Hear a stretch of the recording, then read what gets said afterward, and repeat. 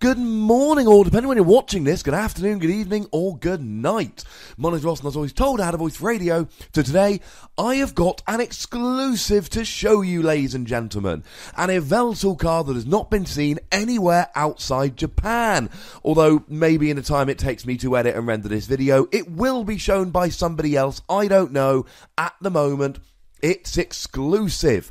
Now, this Yveltal is a Dark-type Pokemon, which, as you know, means you're not really hitting anything for weakness. But you're weak to Electric, which is pretty good, because until Raichu GX comes out, there are really no good Electric Pokemon around at the moment. I mean, this Raichu, but nobody's really playing it right now. Resistance to fighting is quite good, but do remember Zebstrika. And the combination of Lightning weakness and fighting resistance is kind of like catnip to this particular Zebstrika. Retreat cost of 2 is slightly annoying, but it's what we expect on Yveltal, and to be honest, you'll largely be using double colourless anyway, so it's not the end of the world. And 120 HP is quite good, and I'm going to stop comparing all of these big basics to the Reshiram from many years ago, because I think I might have done that just a little bit too much in recent videos.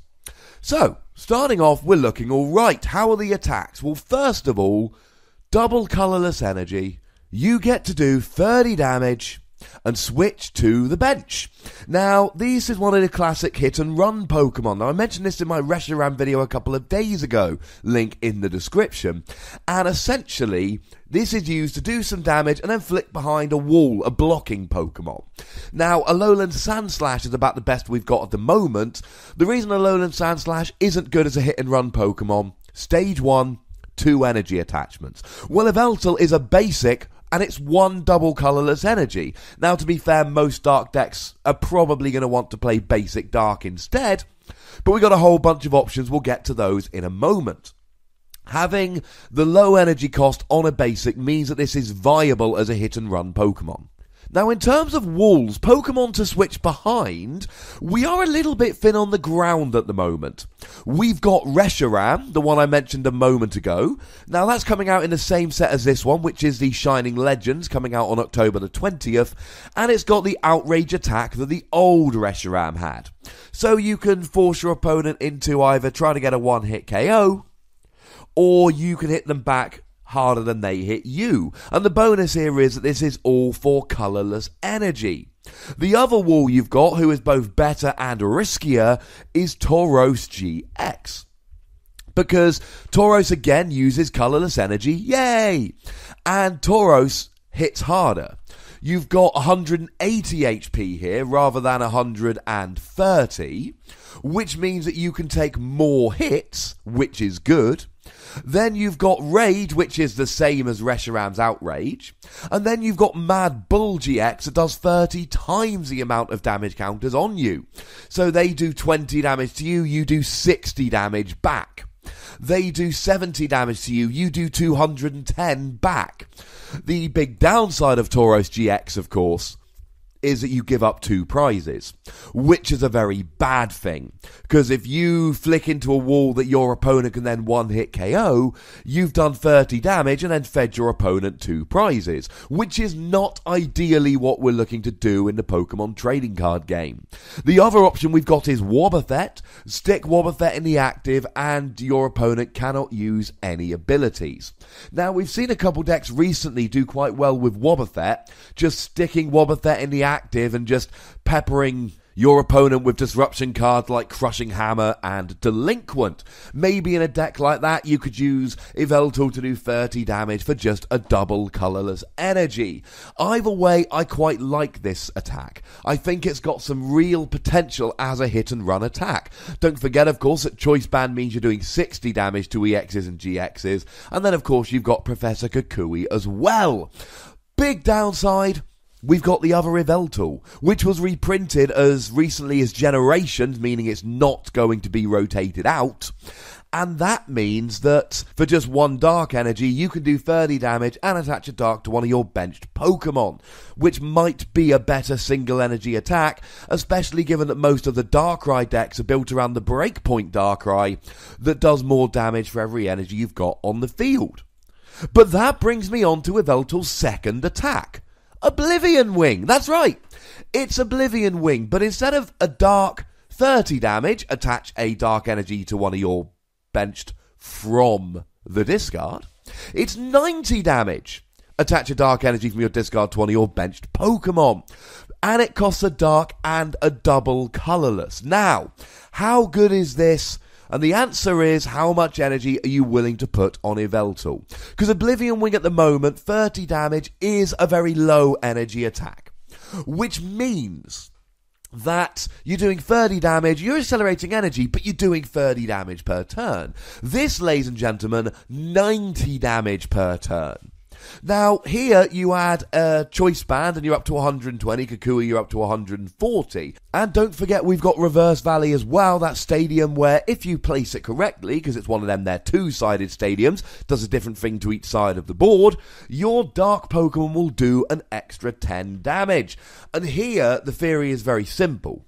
You're two-hit KOing while accelerating energy. Now, putting the free energy on Yveltal is a little bit of a pain, I grant you, but two-hit KOing while accelerating energy, and the challenge here is very simple. You want to try and make sure that you're putting free energy on Yveltal, and then you're taking two prizes while accelerating 2 energy. So you're kind of at a zero-sum game. You're not really accelerating energy, but you're not wasting energy on Yveltal, and you're taking a whole bunch of prizes. That, ladies and gentlemen, is the key.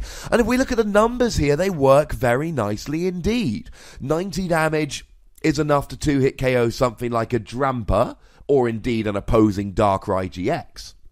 But then, of course, you add a Choice Band, you're doing 120, which is enough to KO anything other than 250 HP GXs, think Metagross GX, but then you add in Reverse Valley, and it only needs to be for one of your 2 hits, and now you are hitting 250, 130 plus 120, so you really can 2-hit KO anything with this Yveltal while accelerating energy onto your other Pokemon. And that, ladies and gentlemen, is where Yveltal comes in here. This is how you can have yourself an awful lot of fun.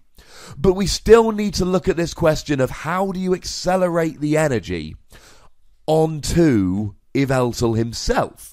Because like I said, what you want to do is get the energy on Yveltal and get a 2-hit KO on an EX or a GX while accelerating energy onto the bench. And the good news is we've got a bunch of options. You've got the other Oblivion Wing Yveltal, but then again, at this stage I think we're just getting a little bit slow. I'm not a huge fan of this. He's a basic, so you've got Max Elixir. Look at the top 6 cards of your deck. Attach a dark energy you find to one of your basic Pokemon. That could work quite nicely. And of course, we've got Darkrai GX coming in Burning Shadows, which will be released in August before this set releases in October. Darkrai GX has got an amazing ability that allows you to put it on the bench from the discard and attach a darkness energy from the discard to Darkrai.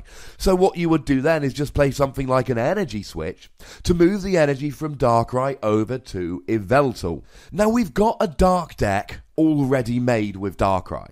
It's going to revolve around Breakpoint Darkrai, doing a whole bunch of damage depending on the dark energy you've got on the field, and Darkrai GX and his amazing ability is going to fit into that.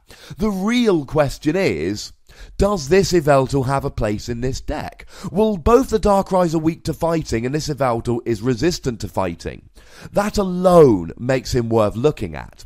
The hit and run attack is really nice if you're playing cards like Wobbuffet, but really here I love Oblivion Wing, and really it's very simple. If you can accelerate the energy fast enough onto Yveltal so that you can be 2-hit KOing with Oblivion Wing while you accelerate energy onto the rest of your Pokemon, this could be a really, really good Pokemon. And that's why I'm giving Yveltal free Wassies. I think he could be a really good tech card in Dark decks. I'm not ready to call him amazing yet, but oh my goodness, ladies and gentlemen, there is an awful lot of potential here. But tell me what you think about Yveltal. That's why we've got a comment section. Go nuts. Be nice. Make sure you like this video, subscribe to this channel, follow me on Twitter @TheWassie, and at 1 PM UK time today, shortly after this video goes up, there's going to be a live stream. Check it out at twitch.tv/PTCGRadio. And if you want to support this channel, you can do so at patreon.com/PTCGRadio. The most important thing, as always, look after yourselves until next time. Thank you very much for watching. My name's Ross, and you've been watching PTCG Radio.